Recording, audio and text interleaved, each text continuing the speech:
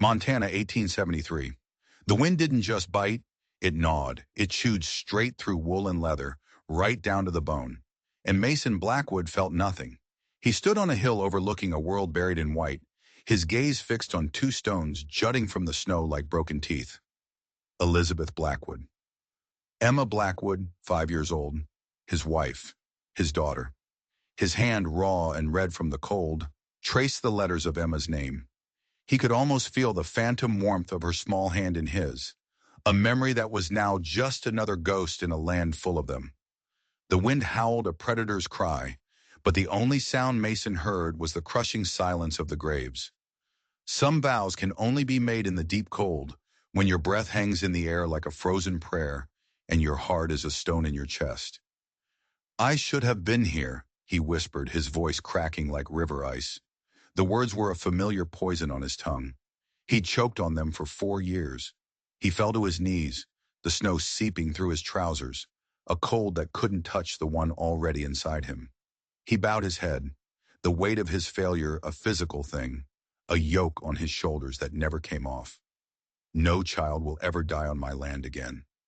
The vow was a brand on his soul. "I swear it on your memory, Emma. No child will ever suffer while I have breath left to draw." Snow began to fall, dusting his silver hair. He rose slowly, his joints groaning in protest. One last look at the graves that held his world. Then he turned his back and walked into the storm, a tall, gaunt silhouette against the gathering dark. His retreat from the world was complete, or so he thought. Wyoming, January 1877. 4 years later, the mountain was his fortress, the wilderness, his sanctuary. At 63, Mason Blackwood was more myth than man. His hair and beard had gone from salt and pepper to pure white, the color of the snow that was his only constant companion. Grief had carved lines into his face as deep as any canyon. His cabin was a solitary sentinel halfway up Snowhorn Mountain. Smoke plumed from its stone chimney, the only proof of human life for 100 miles in any direction.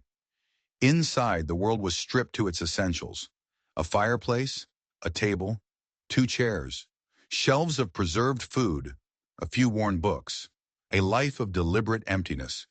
The folks in the valley below called him the Watcher of Snowhorn. Some said it with respect, others with fear. He'd been a lawman once, a sheriff whose aim was as true as his moral compass. Then tragedy had sent him running for the hills, seeking a silence that could match the one in his heart. He preferred the legends. They kept people away. Tonight, the storm was a living thing. It clawed at the shutters and screamed down the chimney like a banshee. Mason sat by the fire, mending a coat, his hands steady and precise. The same hands that could track a man for a week on nothing but a hunch and a broken twig. The same hands that had buried his wife and child. Sleep was a shallow country he visited rarely. But tonight, the storm's voice had a different timbre. Something sharp, something almost human. He finally gave in to exhaustion, collapsing onto his narrow bed, his revolver a cold comfort on the table beside him. And then he dreamed. Emma stood at the edge of the forest, a small, impossible figure in her blue birthday dress. Snow swirled around her, but never touched her. "Daddy," she called, her voice clear above the wind's roar. "Daddy, she needs you." He tried to run to her, but his feet were cemented to the floor. "Who, Emma? Who needs me?" She pointed into the suffocating darkness between the pines. "She does. And the little ones. The ones like me." The wind shrieked, and her image began to dissolve like smoke. "Emma, wait!" he cried, a raw, desperate sound. "Find them, Daddy!" Her voice whispered on the wind, a final, fading command. "Don't let them die in the cold." Mason jolted awake. His heart hammered against his ribs. The cabin was pitch black, the fire a bed of dying embers. The wind howled, and then he heard it, a sound that didn't belong, a high, thin wail that sliced through the storm's fury. A baby's cry. He sat bolt upright, every nerve ending electric. The cry came again, faint but unmistakable. Then it was joined by another. 2 infants crying in the middle of a blizzard, halfway up a mountain. Any sane man would have dismissed it. A trick of the wind, a fever dream. But Mason Blackwood's sanity had been buried 4 years ago. And the part of him that was still a father, the part that was still a lawman, the part that had made a vow on a frozen grave, it told him this was real. He moved with the shocking speed of a man half his age. In minutes, he was pulling on his heaviest coat, his gun belt strapped tight, a lantern in his hand. He shoved the cabin door open against the force of the wind, and the storm lunged at him, a physical assault of snow and ice. He raised the lantern, its small, flickering light a defiant pinprick in the roaring darkness. He stood still, listening. There they were again. The cries, faint, desperate, but real, coming from the east, toward the old fence line. He pushed into the blizzard, the snow already halfway to his knees. His lantern cut a small, shifting circle of light in the swirling chaos. Every instinct screamed that this was a fool's errand, but the ghost of his daughter's voice echoed in his ears. Don't let them die in the cold. He followed the sound, one deliberate, plodding step at a time. The cold was a physical enemy, trying to force its way into his lungs, trying to freeze the resolve in his heart. Then his lantern light fell on something that made his blood turn to ice. A woman. She was tied to a fence post, not with rope, with barbed wire. Her arms were bound behind her, the rusty wire biting deep into her wrists. Her dress, once fine, was torn and frozen stiff. Dark stains of blood had soaked into the snow beneath her. Her head hung forward, a curtain of dark hair hiding her face. But he saw the faint, almost imperceptible rise and fall of her chest. She was alive, and at her feet, nearly swallowed by the drifting snow, were three small bundles. From two of them came the weak, kitten-like cries he had followed. The third bundle was silent. God Almighty, Mason breathed, the words turning to frost in his beard. The woman's head lifted at the sound of his voice. Her face was a canvas of brutality, young, maybe 25, with features that might have been beautiful before they were savaged by fists. Bruises, dark and ugly, marred her cheekbones. Her lips were cracked and blue with cold. Her eyes, glazed with pain, struggled to focus. Don't, she whispered, each word a monumental effort. Don't let Warren take my daughters. Mason didn't hesitate. He knelt, setting the lantern down, and gently brushed the snow from the bundles. Infants, newborns, triplet girls. Their tiny faces were a terrifying, waxy pale. Their cries were fading, the last sparks of life being snuffed out by the cold. He touched the cheek of the silent one. Cold. Too cold. You're all coming with me, Mason said, his voice a low, steady rumble of suppressed rage. He'd seen the worst of humanity in his years wearing a badge. But this was an act of a demon. He drew his knife and carefully, painstakingly, cut the barbed wire. It was embedded in her flesh, and fresh blood welled up as he pulled it free. The woman didn't make a sound. She was beyond pain. As her arms came free, she slumped forward, a dead weight.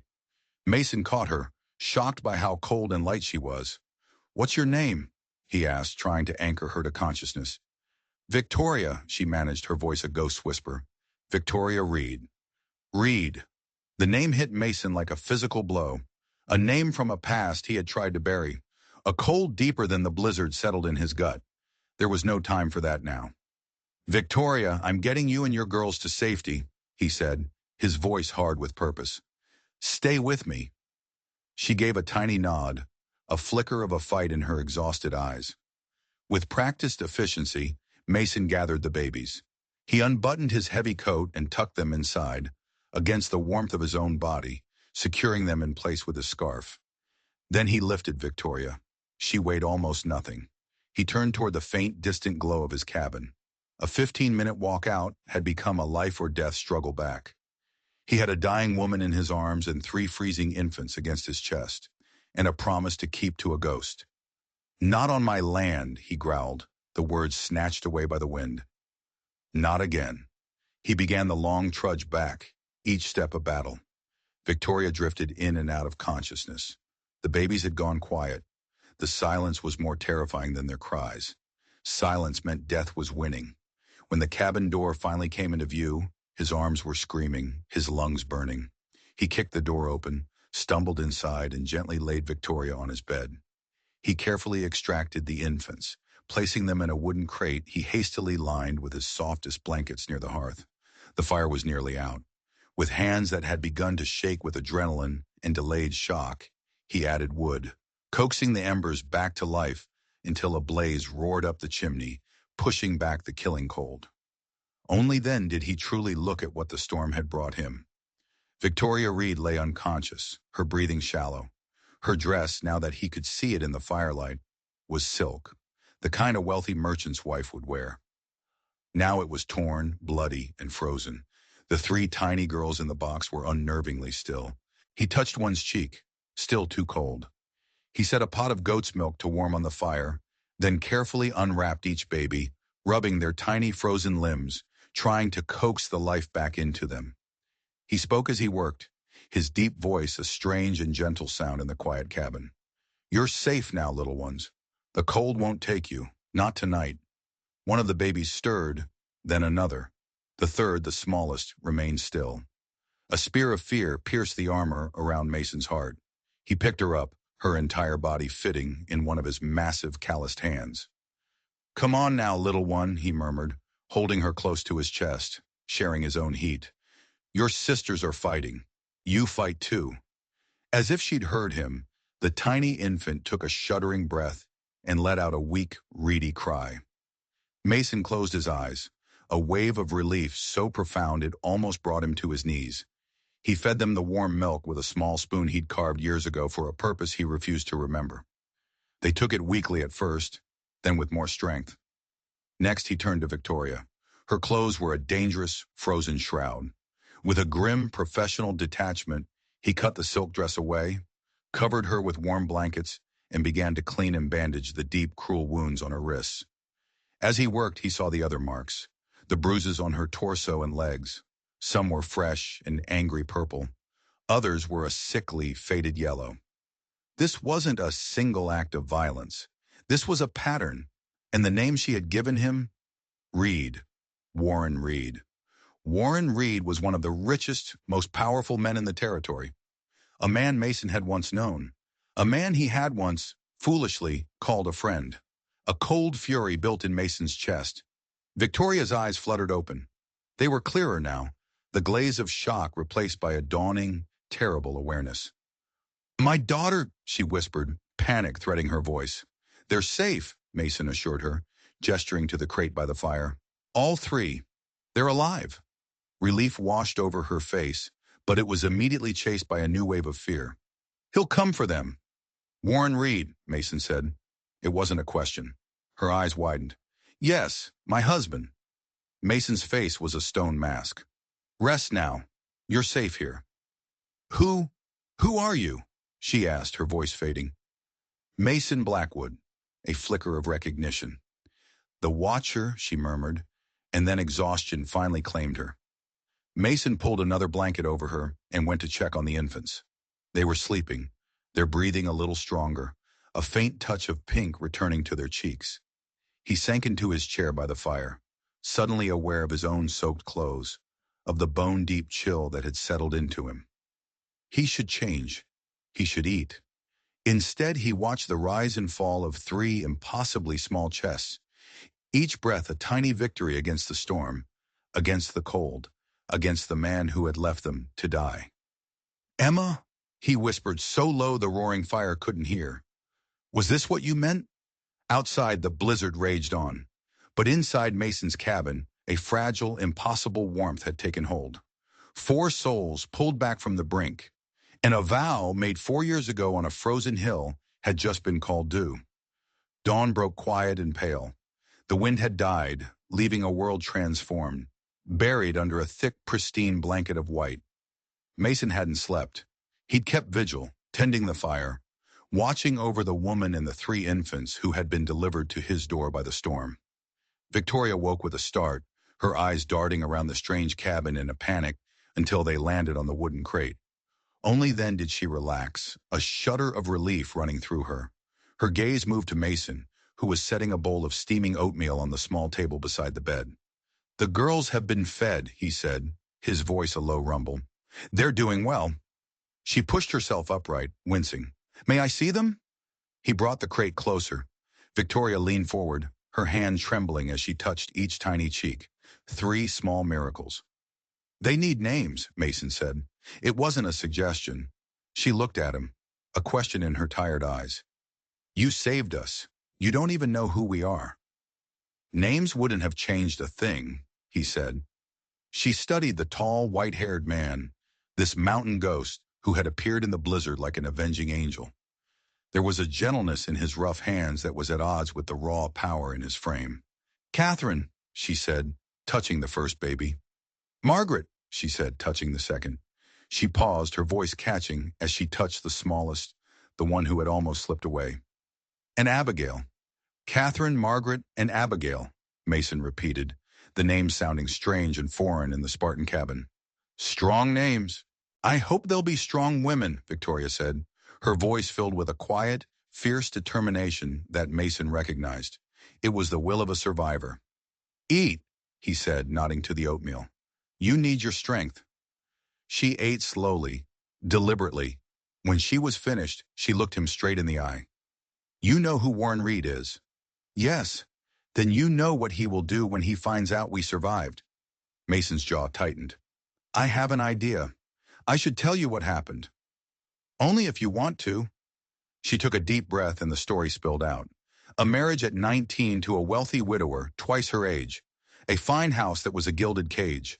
A husband who was not cruel at first, only distant. And then his impatience grew. He needed an heir, a son. When I finally became pregnant, he was pleased, she said, her voice hollow. He was certain it would be a son. But you gave him 3 daughters instead, Mason finished, his tone flat. It didn't just disappoint him, she said, her eyes dark with the memory. It enraged him. He said I was cursed, useless. That night, he and his brother, Theodore, they beat me. They said girls were nothing but mouths to feed, a drain on his fortune. The cabin was silent save for the crackle of the fire.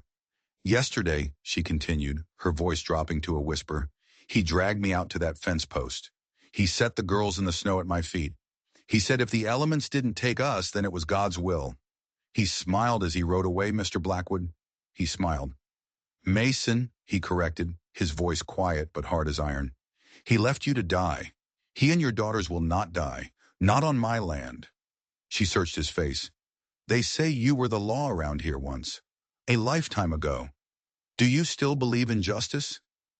The question was heavy, loaded with the weight of her suffering.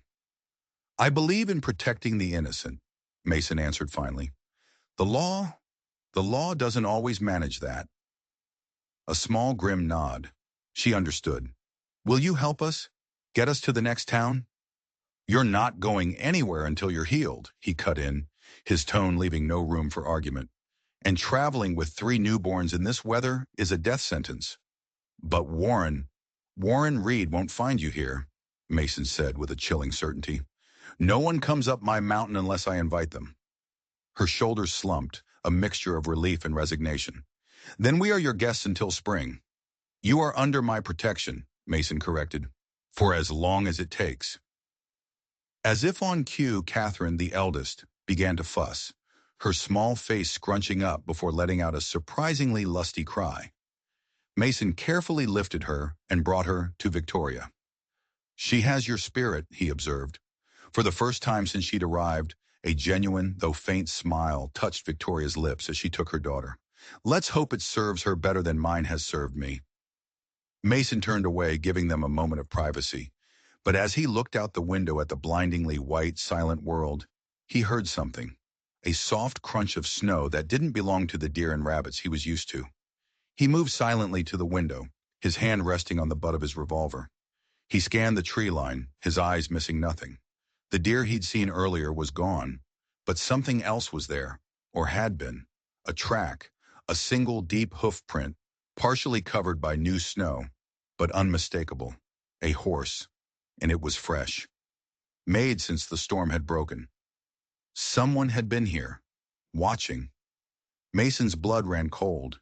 He had assumed they had time, that Warren would wait for the storm to fully pass before sending anyone to confirm his family's death. He had been wrong. He looked back at Victoria, now humming softly to the baby in her arms. He looked at the other 2 infants, sleeping peacefully, their tiny chests rising and falling in the warm, safe cabin. He had promised them his protection. Warren Reed had wasted no time, and that meant Mason had even less. The Watcher of Snowhorn had a visitor, and he had a strong suspicion he knew who it was. The game had already begun. For the next 2 days, a fragile peace settled over the cabin. Victoria regained her strength with astonishing speed, fueled by a mother's fierce will. The triplets, under the constant care of their mother and their gruff, unlikely nursemaid, began to thrive. They were still impossibly small, but their cries grew stronger. Their cheeks gained a touch of color. Mason, however, was anything but at peace. The single hoof print he'd spotted was a constant, nagging presence in his mind. He spent hours circling the cabin, his eyes scanning the snow, searching for any other sign of intrusion. He found nothing. Whoever had been there was a professional, someone who knew how to move through the wilderness without leaving a trace. Or almost. He didn't tell Victoria. She had enough demons to fight without adding the specter of a watcher in the woods. Instead, he worked. He set more snare lines, chopped enough wood to last a month, and subtly reinforced the cabin's defenses, checking the locks, strengthening the shutters. And he watched Victoria. He saw the way she cared for her daughters, a fierce, protective love that was both tender and unbreakable. He saw the intelligence in her eyes, the quiet strength that had allowed her to survive years of torment. He found himself talking to her, more than he'd spoken to anyone in 4 years. He told her about the mountain, about the habits of the elk and the names of the winter birds. She, in turn, told him about her life before Warren, a lonely childhood as the daughter of a merchant who saw her as little more than a commodity. She'd been raised to be beautiful, quiet, and obedient, the perfect wife for a wealthy man. "He never let me learn to read," she said one evening, her voice tinged with an old sadness as she watched Mason by the fire, reading one of his worn books. The casual cruelty of it stoked the embers of Mason's anger. The next day he sat down with her at the table, opened a book of simple fables, and began to teach her the alphabet.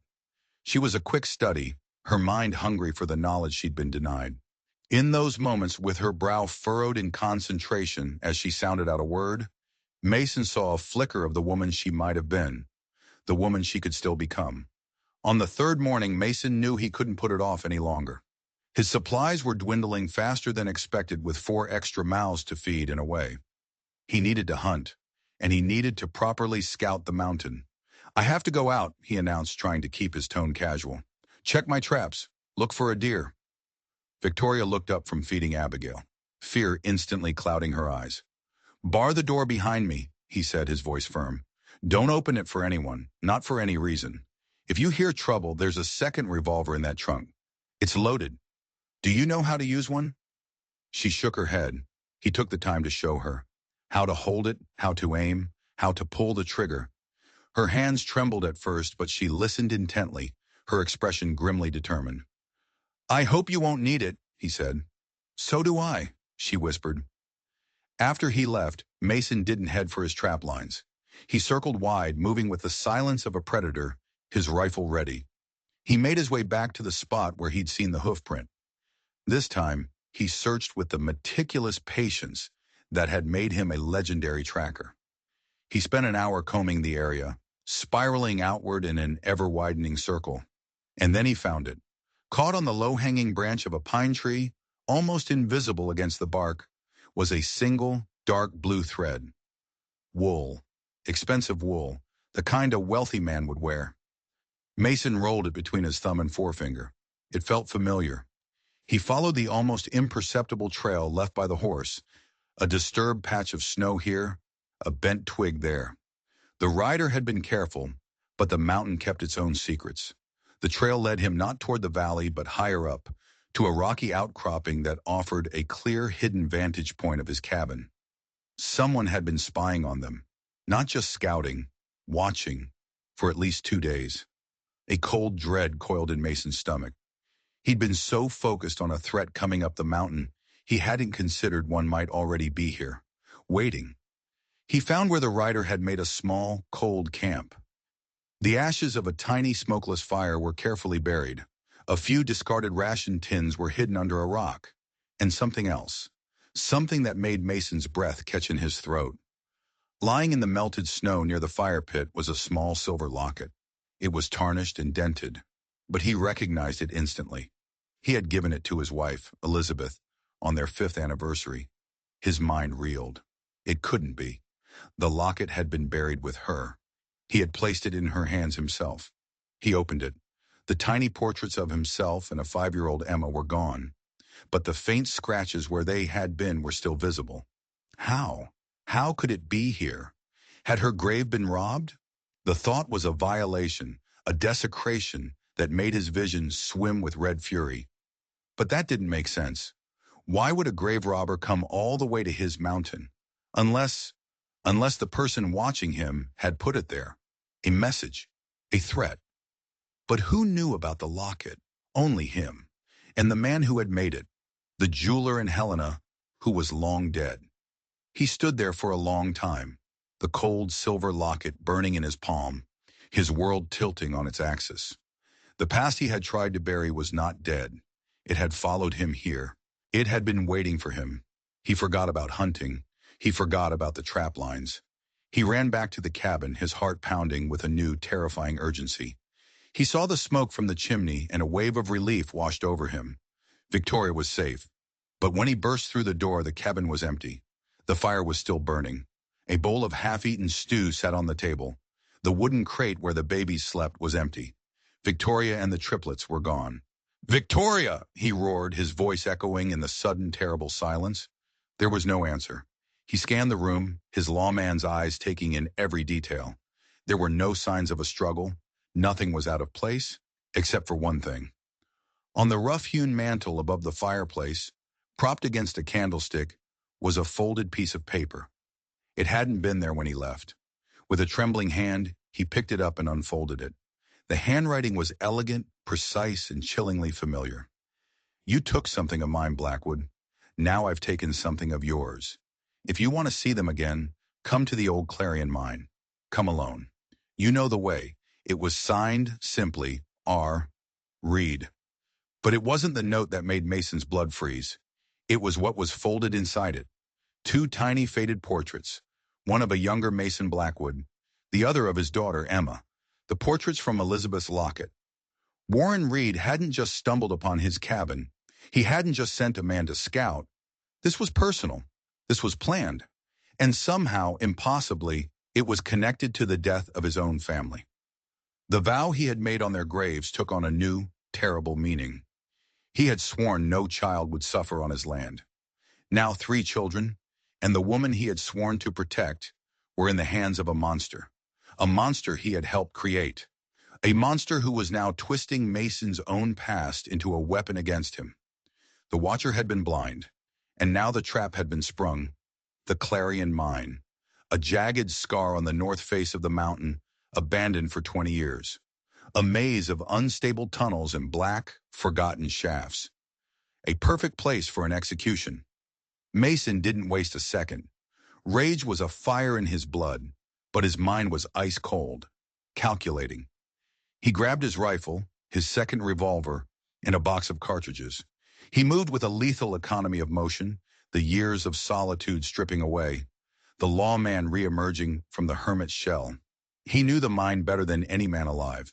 He'd explored its depths in his first years on the mountain, mapping it in his mind. That was his only advantage. Reed had Victoria and the triplets. He had the high ground. He probably had men, but Reed didn't have the mountain's ghosts on his side. As Mason burst out of the cabin, he saw the tracks in the snow. 2 sets of horses leading north, and a smaller set of tracks alongside them. Victoria's. They hadn't dragged her.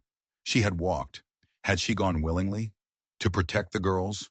Or was it a trick? He didn't care. He would get them back. He moved through the forest not as a man, but as a wraith. He didn't follow the tracks directly. That was what they would expect. He took the high ridges, using his knowledge of the terrain to move faster, unseen, a ghost in the trees. The air grew colder as he climbed, the wind whispering through the pines like a warning. An hour later, he was positioned on a ledge overlooking the entrance to the Clarion mine. He saw them. 2 men stood guard outside the mine's gaping maw, their rifles held casually, confident in their position. A third man was visible just inside, holding a lantern. Two horses were tethered nearby. Warren's horse was not among them. He was already inside, waiting. Three men on the outside. Warren and who knew how many more inside. The odds were impossible. Suicidal. He didn't hesitate.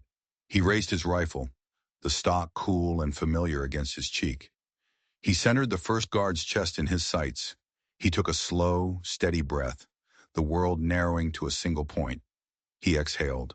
The rifle's report was a flat, sharp crack in the winter silence.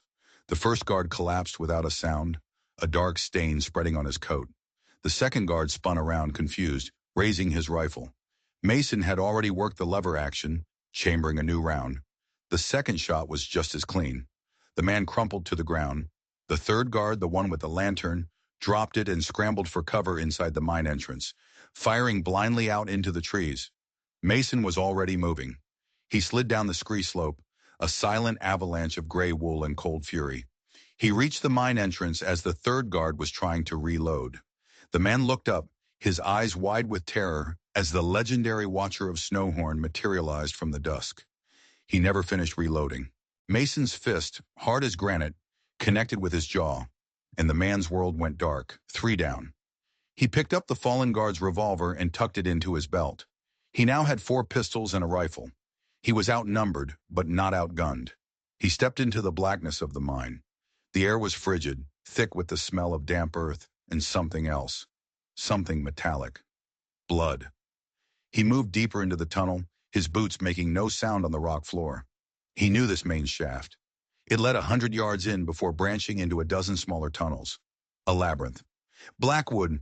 Warren Reed's voice echoed from the darkness ahead, distorted and menacing. I knew you'd come. You were always so predictable. Mason didn't answer. He flattened himself against the cold, wet rock wall, listening. I have your new family here, Mason, the voice taunted. The woman is quite lovely, a fighter. I can see why you've taken a liking to her. The babies, well, they're noisy, but that can be remedied. A baby cried out, the sound sharp and terrified, quickly muffled. Mason's hand tightened on his rifle. He had to keep Reed talking. He had to pinpoint his location. What do you want, Reed? Mason called out, his voice a low growl. Want? I have everything I want. Wealth, power, respect. This is just tying up a loose end. A very old, very stubborn loose end. A light flickered at the end of the tunnel. A single lantern casting long dancing shadows. Come out where I can see you, Mason. Let's talk. Man to man. Like old times. Mason knew it was a trap, but the sound of that baby's cry had sealed his fate. He stepped out from the shadows, his rifle held low but ready. The tunnel opened into a large chamber, shored up with thick, rotting timbers. In the center of the chamber, illuminated by a single lantern on a crate, was Victoria. She was tied to a support beam, a gag in her mouth. Her eyes, wide and terrified, pleaded with him. Beside her, in the same wooden crate from the cabin, were the triplets.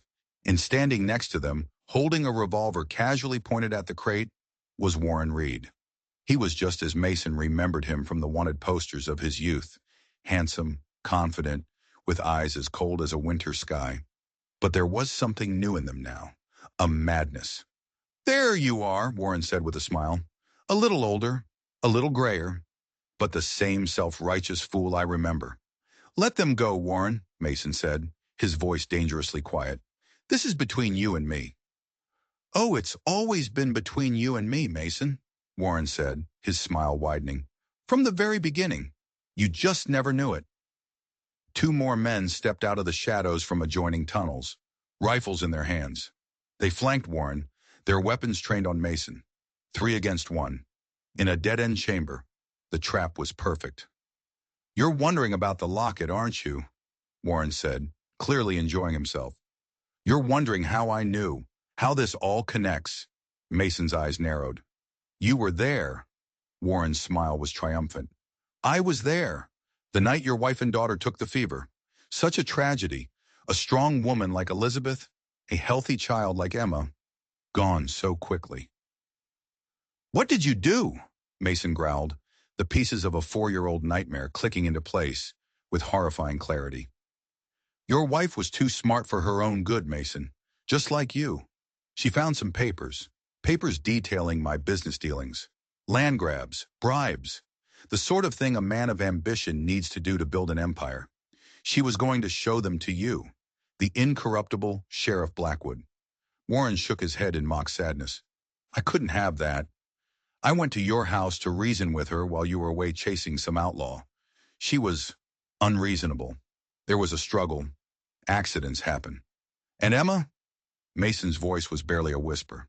She saw, Warren said, his voice flat, devoid of emotion. A loose end. I couldn't risk it. The doctor owed me a great deal of money. He was happy to sign a death certificate naming the fever. It was all very clean. The world tilted under Mason's feet. The fever hadn't been a random act of God. It had been murder. His wife, his daughter, murdered by the man he had mentored, the man he had trusted. The locket, Mason choked out. A souvenir, Warren said with a shrug. A reminder that no one, not even the great Mason Blackwood, is untouchable. I kept it all these years. I thought it was a fitting irony to use it to draw you into this final trap.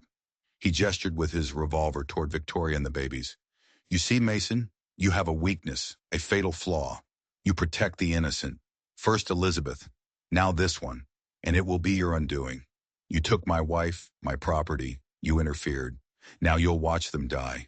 Then my men will kill you. And the story will be that the mad hermit of Snowhorn Mountain killed the family he'd kidnapped, and then himself. It will be, as you used to say, clean. Warren raised his revolver, aiming it directly at the crate where the triplets lay. In that moment, something inside Mason broke. The grief, the guilt, the rage he had suppressed for 4 long years erupted in a single volcanic surge. He let out a roar, a primal sound of pure, undiluted fury, and lunged forward. He didn't fire his rifle. He didn't draw his pistol. He threw himself directly at Warren Reed, a 200-pound avalanche of vengeance. The 2 riflemen were caught by surprise. They fired, but Mason was already past their line of fire. A bullet seared across his ribs. Another tore through his shoulder, but he didn't feel it.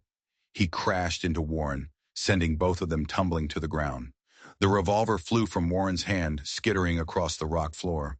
The 2 riflemen scrambled to get a clear shot, but they didn't get the chance. From the dark mouth of a side tunnel, a 4th figure emerged. A smaller man, his face pale and terrified in the flickering lamplight. Theodore Reed. He was holding a hunting knife. He had followed them. "No more, Warren!" he screamed, his voice high and thin with terror and a lifetime of repressed rage. "No more!"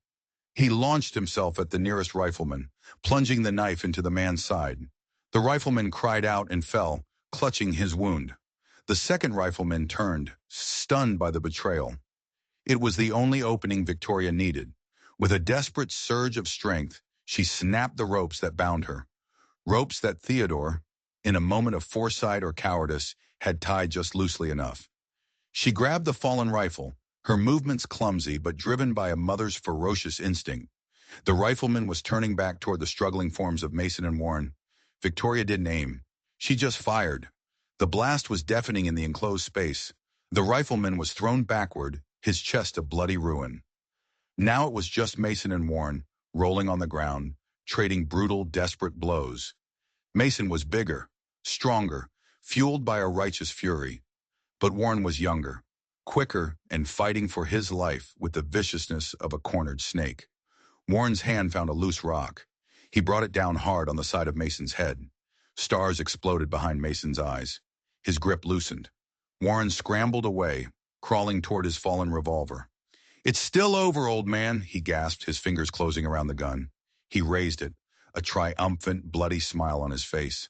But as he looked up, he wasn't looking at Mason. He was looking past him, at the entrance to the chamber.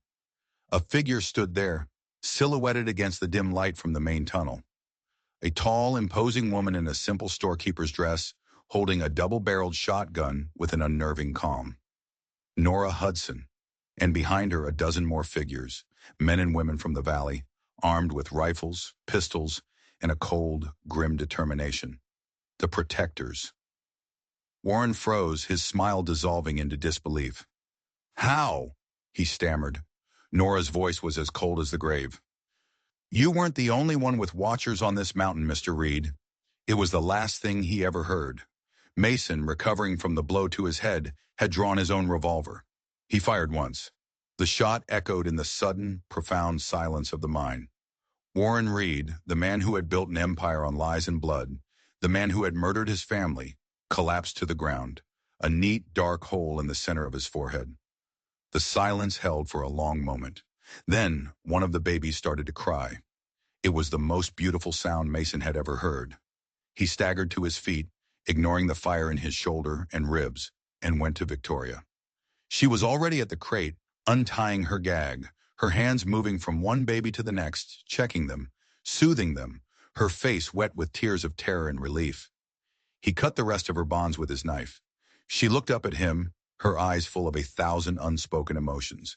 She threw her arms around his neck, burying her face in his shoulder, and for the first time since he had found her in the snow, she allowed herself to sob. Mason held her, his own eyes burning. He looked over at Theodore, who had sunk to the floor, staring at his brother's body, the bloody knife fallen from his hand. He looked at Nora and the townsfolk, who were securing the last of Warren's men. He had come to the mountain seeking solitude, seeking an end. Instead, he had found a beginning. He looked at the 3 tiny infants, their cries now quieting under their mother's touch. Catherine, Margaret, Abigail. He had made a vow on a frozen grave, a vow to a ghost. And in a dark, bloody mine, surrounded by the wreckage of the past, he had finally kept it. The long winter was over. Spring was coming to Snowhorn Mountain. And if you enjoyed the story, if you were on the edge of your seat, don't forget to hit that subscribe button and ring the bell. You never know what other secrets are buried in these mountains, just waiting for a storm to uncover them.